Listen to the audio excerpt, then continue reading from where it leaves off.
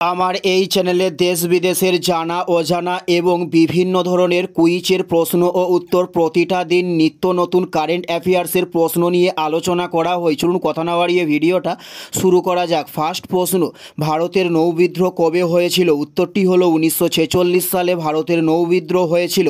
উত্তরটি হলো 1946 সালে ভারতের নৌবিদ্রোহ হয়েছিল। নেক্সট প্রশ্ন, অগ্নিবীণা কাব্যগ্রন্থটি কার লেখা? উত্তরটি হলো কাজী নজরুল ইসলামের লেখা অগ্নিবীণা কাব্যগ্রন্থটি। নেক্সট প্রশ্ন, এশিয়ার ডিমের ঝুড়ি কাকে বলা হয়? উত্তরটি হলো অন্ধ্রপ্রদেশকে এশিয়ার ডিমের ঝুড়ি বলা হয়ে থাকে।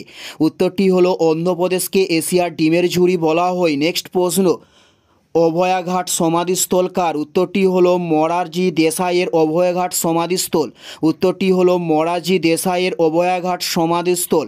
নেক্সট প্রশ্ন, ভারতীয় সংবিধান কবে সংশোধন পাস হয়? উত্তরটি হলো 1949 সালে ভারতীয় সংবিধান সংসদে পাস করা হয়ে থাকে। নেক্সট প্রশ্ন, কৃত্রিম শ্রেণীবিন্যাসের জনক কে ছিলেন? উত্তরটি হলো লিনিয়াস ছিলেন কৃত্রিম শ্রেণীবিন্যাসের জনক।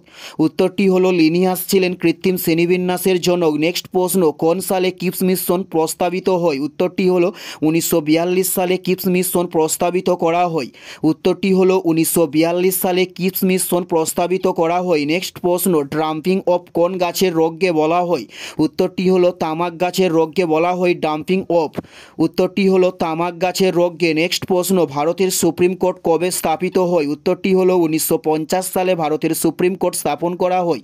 উত্তরটি হলো 1950 সালে ভারতের সুপ্রিম কোর্ট স্থাপন করা হয়। নেক্সট প্রশ্ন, মানুষের মস্তিষ্কের ফাঁকা অংশকে কি বলা হয়? উত্তরটি হলো ভেন্ট্রিকল বলা হয় মানুষের মস্তিষ্কের ফাঁকা অংশকে। এটাই ছিল এই ভিডিওর লাস্ট প্রশ্ন। আর কোন ধরনের শিক্ষণীয় ভিডিও আপনারা প্রতিদিন দেখতে চান অবশ্যই কমেন্টে লিখে জানাবেন। পুরো ভিডিওটা দেখার জন্য আপনাদের প্রত্যেককে আমাদের ইউটিউবের পক্ষ থেকে রইল অসংখ্য ধন্যবাদ।